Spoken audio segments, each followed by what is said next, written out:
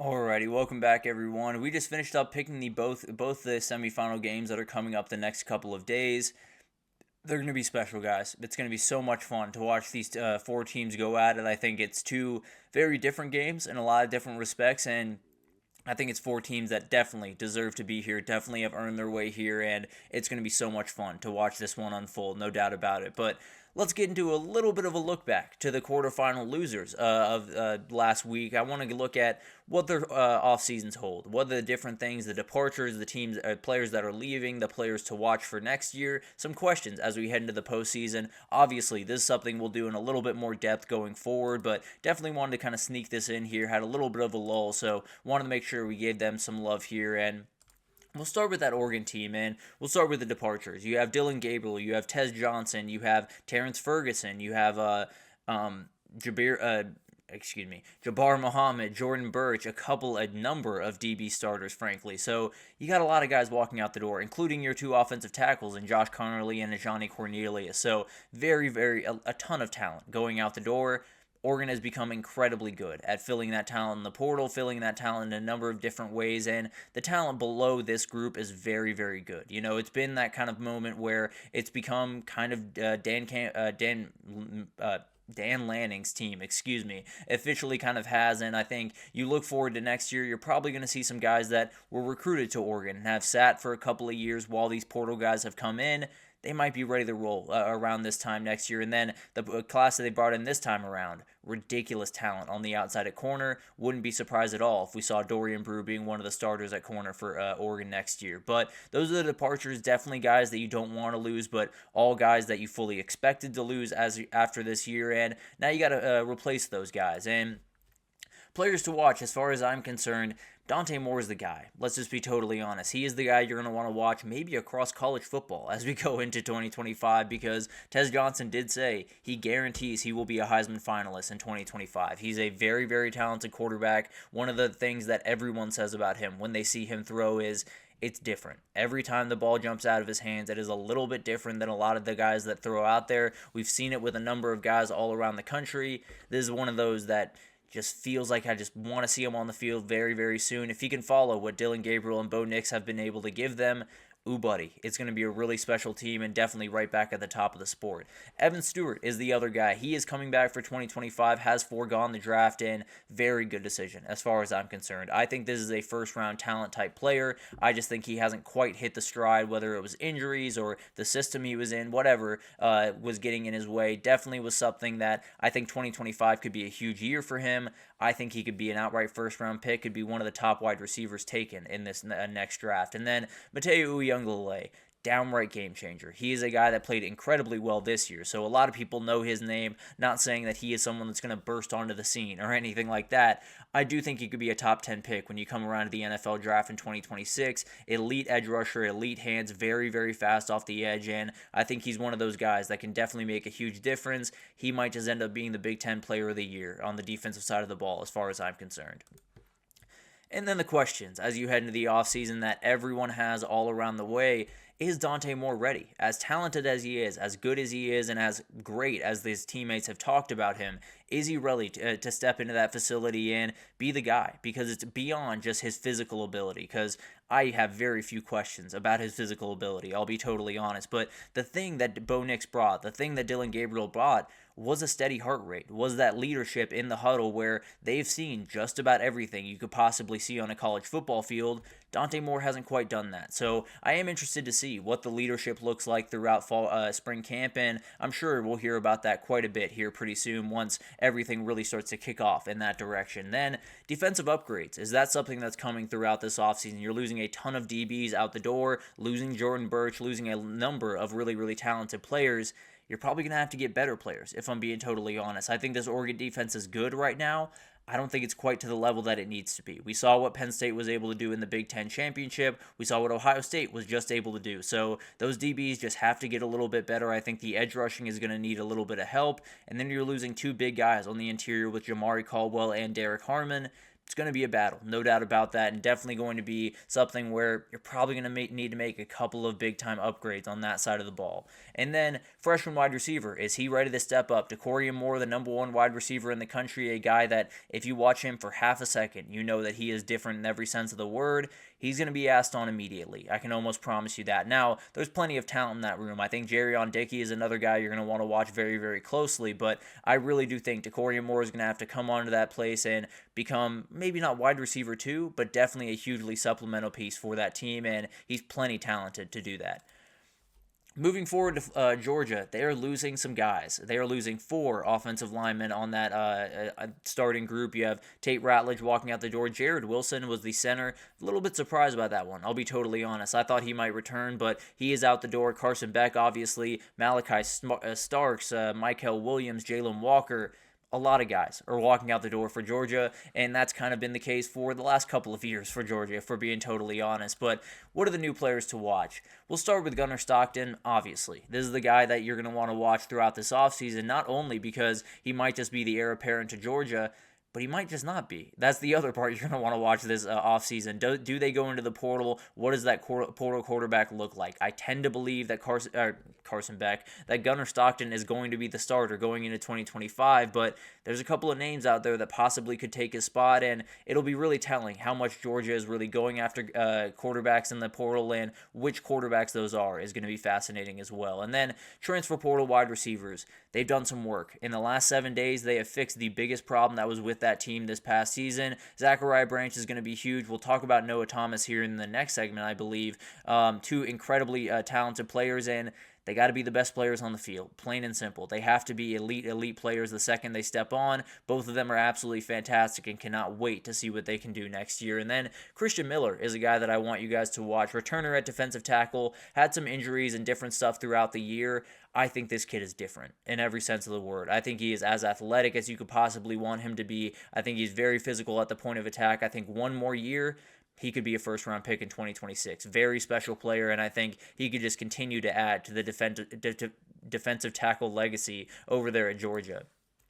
And then the questions, we'll start with Gunnar Stockton. Is the starter at quarterback in Athens, Georgia right now? I think Gunnar Stockton is the guy. He proved enough to me personally in that Sugar Bowl game for me to say that should be your starter going into 2025. Now, I can't say that with confidence. There's a lot of different rumors roaming around. There's a lot of different quarterbacks that maybe are on teams right now, but maybe won't be here in a couple of weeks. So a lot of different things to kind of unpack there. I tend to believe that it's going to be Gunnar Stockton. I still think they need a quarterback, but probably a backup piece. If it's a bigger quarterback, then maybe it's not so much a backup piece. And that's something I'll be watching very closely over the next couple of weeks even here. And then coaches changes. Are they coming at some point? Mike Bobo is the guy that is in the crosshairs for a lot of different Georgia fans out there. Frankly, I'm a little bit up and down on Mike Bobo. Definitely has missed some moments throughout this year and didn't love the play calling throughout that Notre Dame game, but hands are tied just a little bit. When you have your backup quarterback, I think he's a good offensive coordinator. You might just want to take a leap for someone else. We'll see what happens there. Him and Kirby are very, very close, so it'll be very interesting to see what happens there. And I think he can do a fine job, especially with the upgrades they're getting offensively, but maybe they want to move in a new direction, and maybe that means Mike Bobo going out the door. And then replacing defensive talent. It happens every year at UGA, and it's going to have to happen again this year. So a lot of guys are going to have to step up. I think Gabe Harris is someone to watch in that edge rushing position, but KJ Bolden is the guy that I really think is going to make a huge impact, kind of taking over that Malachi Starks role in that back end of that defense. Huge player, very, very talented, very young at the same time, but cannot wait to see what this kid can do because I think he is a downright star in the making. Moving forward to Boise State, we know the biggest departure. It is Ashton Jeanty. But then you do have Latrell Caples. You do have Ahmad Hassanin. You do have Amarian McCoy can leave. Also could come back with the Diego Pavia ruling. Same thing with Cameron Camper. So a couple of different decisions that will really define what this team can be in 2025 coming here pretty soon. But these guys are out the door, and definitely we'll have to replace those guys in a big way. Those wide receiver room might have a lot of work to do, frankly. But Maddox Madsen is the guy you're going to want to watch, and for very good reason, because the reality is he is the guy now. He's not only the guy that has to turn around, hand it off to Ashton Jeanty, and just let him do his thing, and then make that couple occasional throws here and there. He's the guy that has to be the playmaker. He's got to be a lot more accurate this time next year. He's got to make a number of more plays with his legs. he's got to take over a couple of these games. The same way Ashton Jeanty did, he's going to have to be the leader of this team, and it's going to be interesting to see what he can do in that role. And then Sire Gaines is the guy you're going to want to watch. This is the Ashton Jeanty replacement, and it's going to be really tough to replace him, but is a very, very talented running back. I think he's a guy that maybe it's not in 2025, but in time in college football, I think he becomes a downright star. I think he is really, really talented, and I would not be surprised at all if in 3 years we're seeing him play on Sundays. This guy, Jaden Virgin Morgan, will play on Sundays. He's a redshirt junior going into next year and a truly remarkable player. I think he could play himself into a day 2 draft pick in 2025. It'll be interesting to see what he can do, and it'll be interesting to see if he does just pull the trigger. He's a redshirt sophomore, could technically leave for the draft. I'd come back for one more year if I was him, but very talented edge rusher, very rangy guy, and just a downright athlete coming off the edge. And then we got questions for the offseason. I realize that says Oregon now. Apologies for that, but it is Boise State. The questions I have, can you replace Ashton Jeanty? Is that physically possible? Is the question that I have. Probably not. So when you talk about replacing a guy like that, you do the old Moneyball quote. You got to replace him in the aggregate. You got to replace him with the pass game, getting that little bit better. Sire Gaines taking that little bit step forward, and maybe a couple other running backs taking that step forward as well. And then you got to worry about a million different things on top of that, because Ashton Jeanty was this team in a lot of ways in 2024. He's going to be gone. You're going to have to replace him with a number of different pieces, picking up the slack. And then any portal exits in the spring. This is something that every school, but especially those group of 5 schools that just had great success, have to worry about in a lot of different ways. And it sounds like Prince Strachan is already out the door, so definitely a player that played really well in the Fiesta Bowl. He has found his way elsewhere, and we'll see if others follow. Definitely going to be a huge part of this. Don't want to lose Maddox Madsen. Don't want to lose Jaden Virgin Morgan. And it's going to be huge to see what they can do. And then Maddox Madsen, can he step forward and become the outright guy of this team? That's going to be a huge question. The wide receiver talent just needs to get a little bit better, especially with the guys walking out the door. So a lot of movement is going to happen around Boise State over the next couple of weeks. And I trust Spencer Danielson to make it work and then be right back in the mix in 2025. And then Arizona State. We'll roll through this one pretty quickly because, frankly, they don't got guys leaving. Cam Scadaboo obviously is out the door. Shamari Simmons out the door. Caleb McLaughlin out the door. Troy O'Meary did go into the portal, but outside of that, you got your guys. A lot of guys are coming back for this team, and it's going to be special to watch that unfold. Sam Levitt released his NIL deal yesterday. That is kind of the reality of college sports. He is coming back. He has officially signed his NIL deal. Same thing with Jordan Tyson. He is back for next year, and he's one of the top wide receivers in the country in 2025 as far as I'm concerned. Downright elite in every sense of the word. If they had him in that title run, it would have been much more interesting against Texas. I can promise you that. It would have been a different game altogether, but would have been a very, very interesting one, no doubt. And then Raleek Brown is the guy I want you guys to watch. Got injured very, very early on during this year, but this could be kind of the Scadaboo replacement along with Kylan Brown. Very, very talented players all over the place Kyson Brown, all very, very talented players. Going to have to be a little bit more by committee like we were talking about with Ashton Jeanty, but